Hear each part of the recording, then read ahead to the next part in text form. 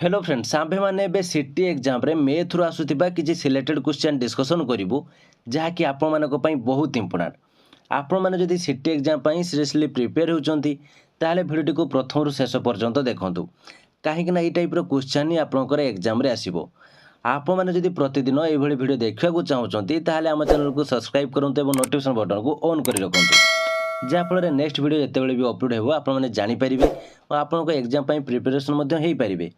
तेरे चलतु आज क्वेश्चन आंसर कौन रही डिटेल्स डिस्कसन करवा। तो फ्रेंड्स एठार देखो फास्ट क्वेश्चन आपंकर कौन रही रूट ए प्लस रूट बी को रूट ए बी सह गुणन कले गुणफल केते हेबो। तो देखो यह आप बहुत इजी क्वेश्चन आपने भल भाव करेंगे। एठार देखो आपको बुझापी मुझे कहीदे यहाँ आपने गुणन केमती करेंगे। देखो आपंकर एठार देती रूट ए प्लस रूट बी को केमिति रूट ए बी सहित गुणन करेंगे। तो ये आप भल भाव गुणन करेंगे। देखो एठार आपको देती root A into root A B plus root B into root A B ठीक अच्छे। तो ये आप कौन करेंगे ना रूट ए एठार रूट ए अच्छी ताल केवल ए आसीज एठार देखो ये रहा रूट बी ताल root B plus B root A बुझीपारे एठार बी रूट अच्छी एठार भी रूट बी अच्छी तेणु आपंकर बी आसीगला ए रूट ए। तो ये आपंकर आंसर आसीगला A root B plus B root A. तो आपंकर क्यों ऑप्शन टी देखो ठीक रही ऑप्शन ए हूँ राइट आंसर आपंकर A root B plus B root A. एबे बुझीपारे नेक्स्ट क्वेश्चन चलतु से टाइप कौन रही देखा। नेक्स्ट क्वेश्चन देखो रही पी बिंदु रे गोटे वृत्त प्रति स्पर्शक हेउची पी क्यू वृत्तर व्यासार्ध हेउची 5 सेंटीमीटर वृत्तटी यार केन्द्र मध्य दे गोटे सरल रेखा को क्यू ठारे छेद करे जदि O Q equal to 13 centimetre हुए तेबे पी क्यू केते हेबो। देखो वृत्त कथाठारे आपको से पचार माने आपन जदि फास्ट एक वृत्त बनईदेवे ताहले आपण माने इजिली यार आंसर टी को जानी परिबे।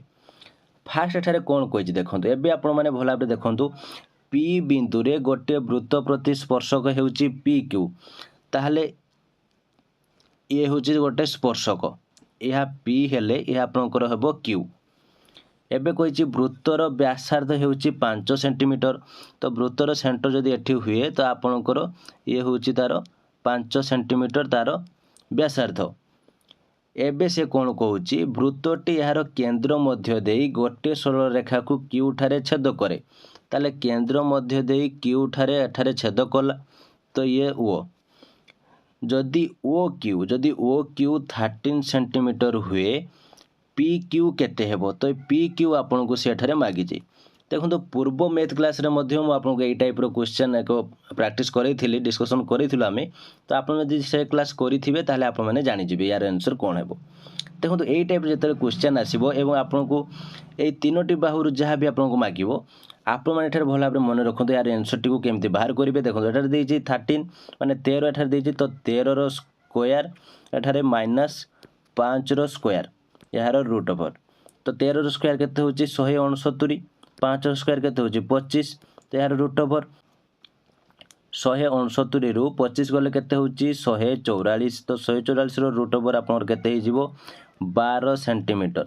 तो यार राइट आंसर होछि ऑप्शन ए 12 सेंटीमीटर। तो एठारे मध्य मु आपनको किछि कहि दउछि देखंतु। तो आपण मानकु जदि ओ क्यू मागी थांता सपोज आपनकर एठारे एटा मागी थांता माने आपनकर पी क्यू धरा जाउ देइछि 12 आपनको एटा मागिछि एटा केते हबो।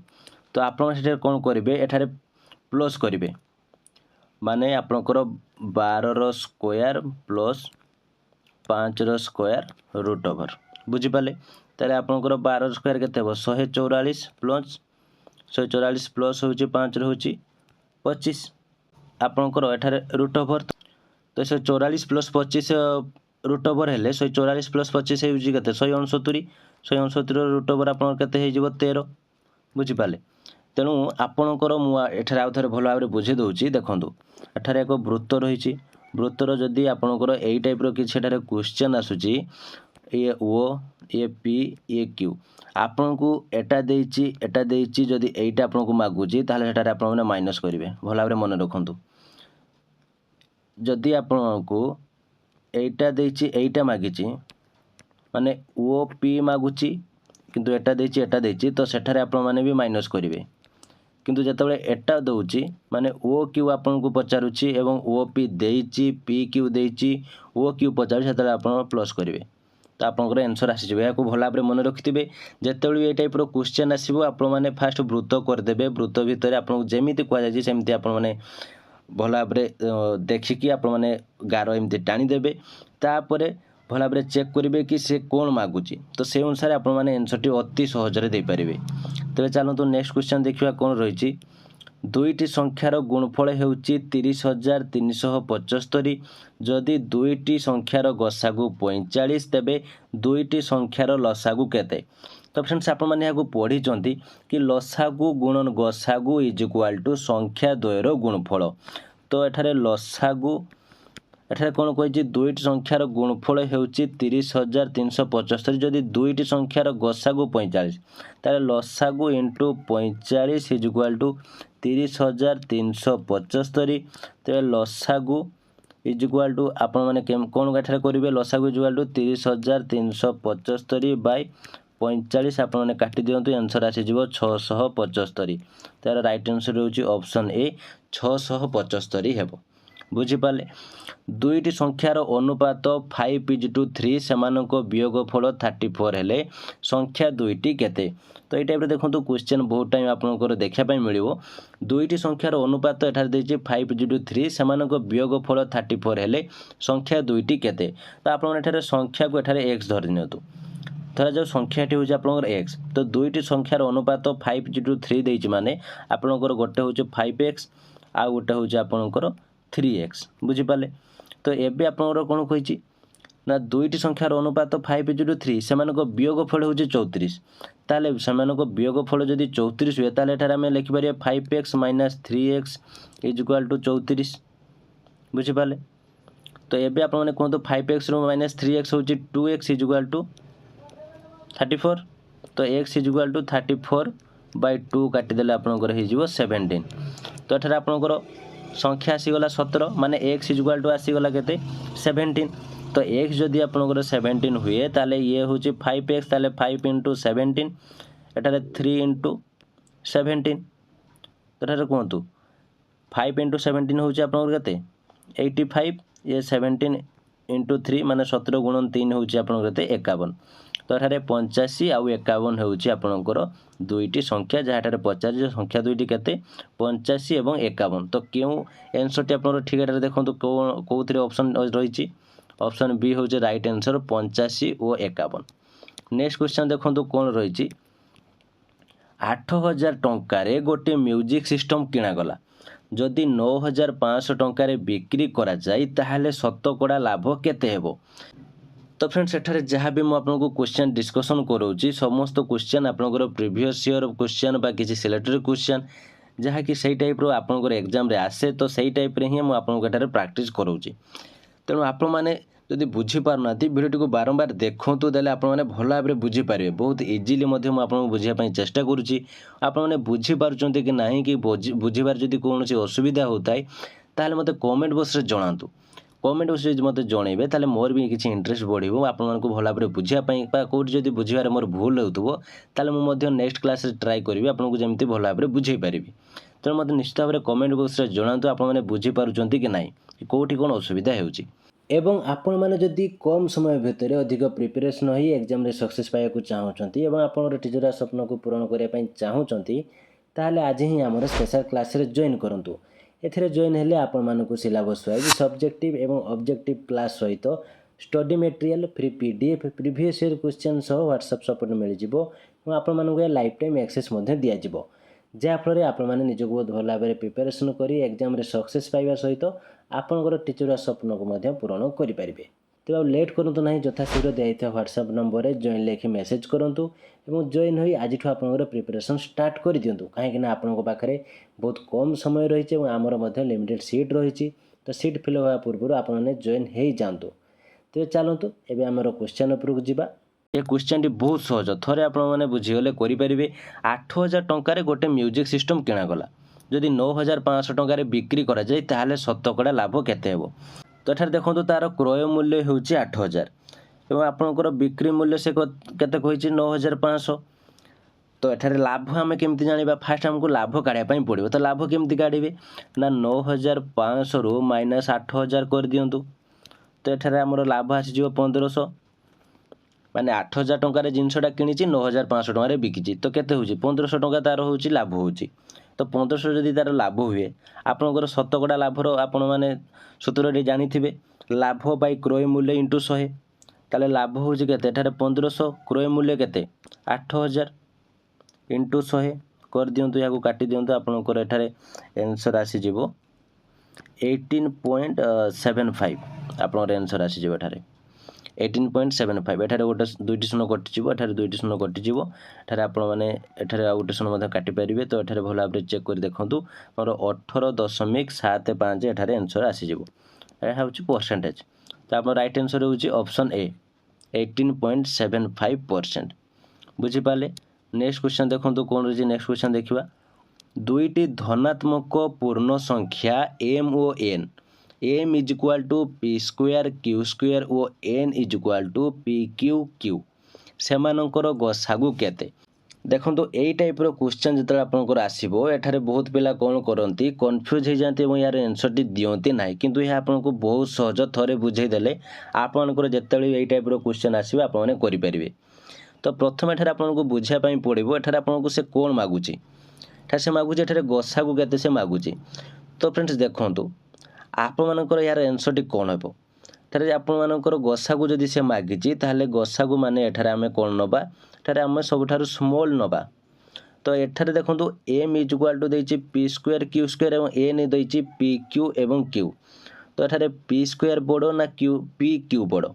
ଆପଣ କହିବେ ପି କ୍ୟୁ ବଡ଼। ତେଣୁ ଆମେ ଏଠାରେ କହିଛୁ କ'ଣ, ଗସାଗୁ ମାଗିଛୁ ମାନେ ସବୁଠାରୁ ଆମେ ସାନ ନେବା।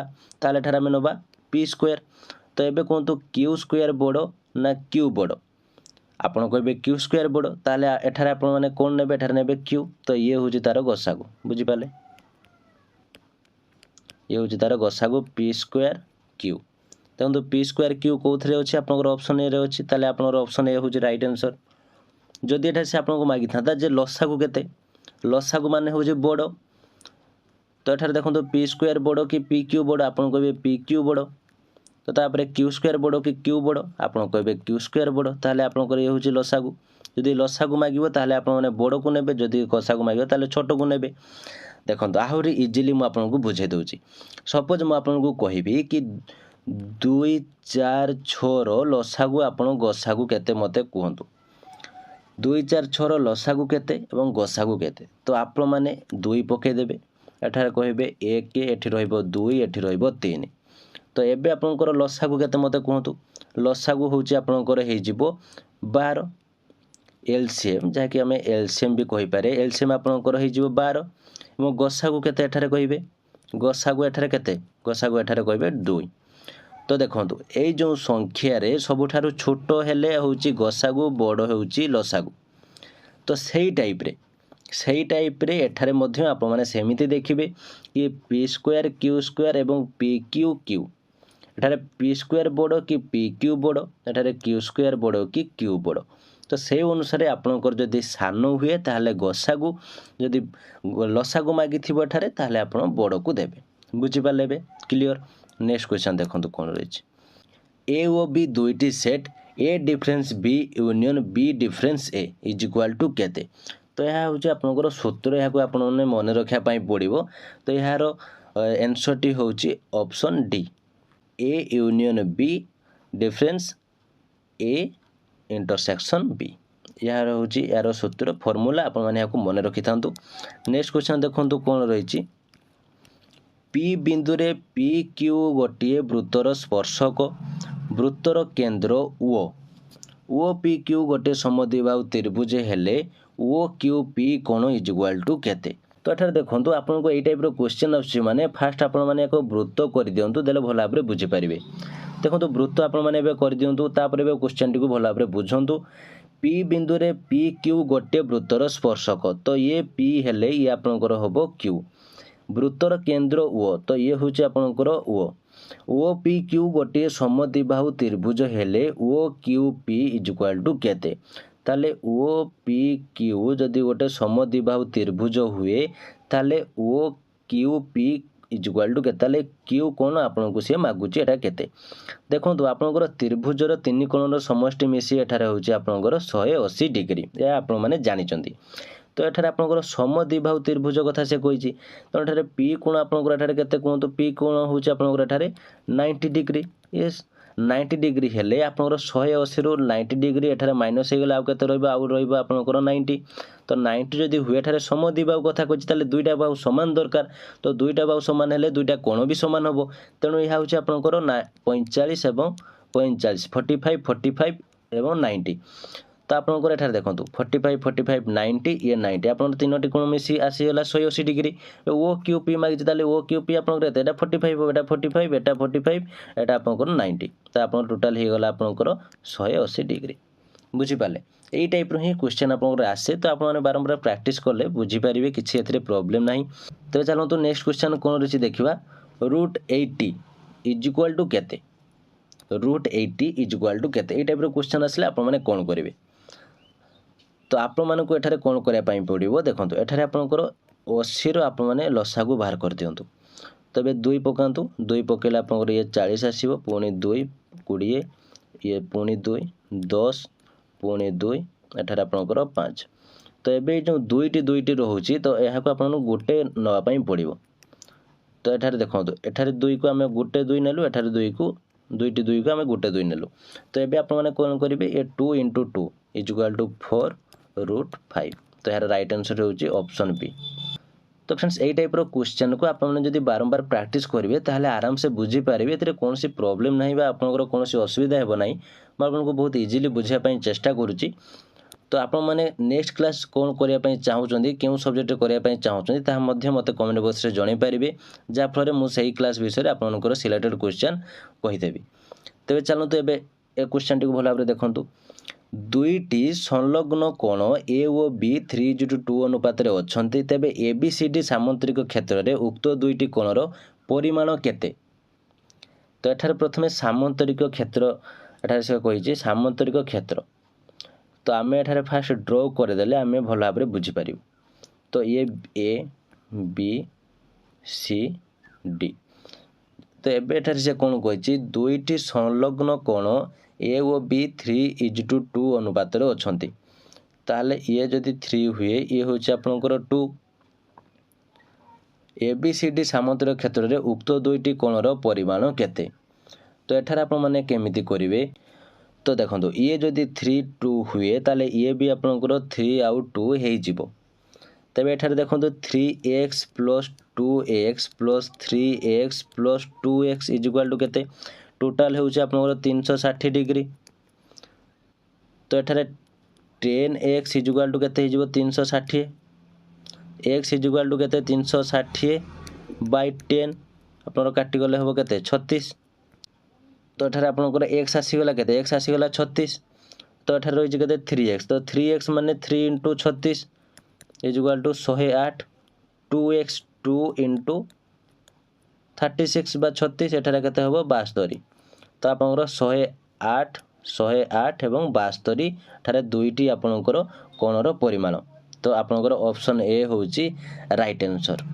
नेक्स्ट क्वेश्चन देखंतु कोन रहिछि गोटिए रेडियो को 495 टंका रे बिक्री करी दुकानी जनक 10% लाभ कला तबे रेडियोटीर क्रय मूल्य केते तो फ्रेंड्स ए क्वेश्चन टी आपनक पई एक बोनस क्वेश्चन रहिला आपन माने क्वेश्चन रे आंसर मते कमेंट बॉक्स रे जणेबे यार राइट आंसर टी कोन हेबो गोटिए रेडियो को 495 टंका रे बिक्री करी दुकानी जनक 10% लाभ करिछि तेबे रेडियोटीर क्रय मूल्य केते या बहुत इजी क्वेश्चन आप माने समस्ते कहि परिबे तो आप माने भला बरे या को बुझंतु एवं मते कमेंट बॉक्स मते जणांतु यार राइट आंसर टी कोन हेबो तो फ्रेंड्स ए समस्त क्वेश्चन आप मानक पई बहुत सिलेक्टेड आप माने या को बारंबार प्रैक्टिस करंतु आप माने जदी कोन सी जगह रे बुझी पारु नाथि ताले वीडियो को भला बरे देखंतु आप माने बुझी परिबे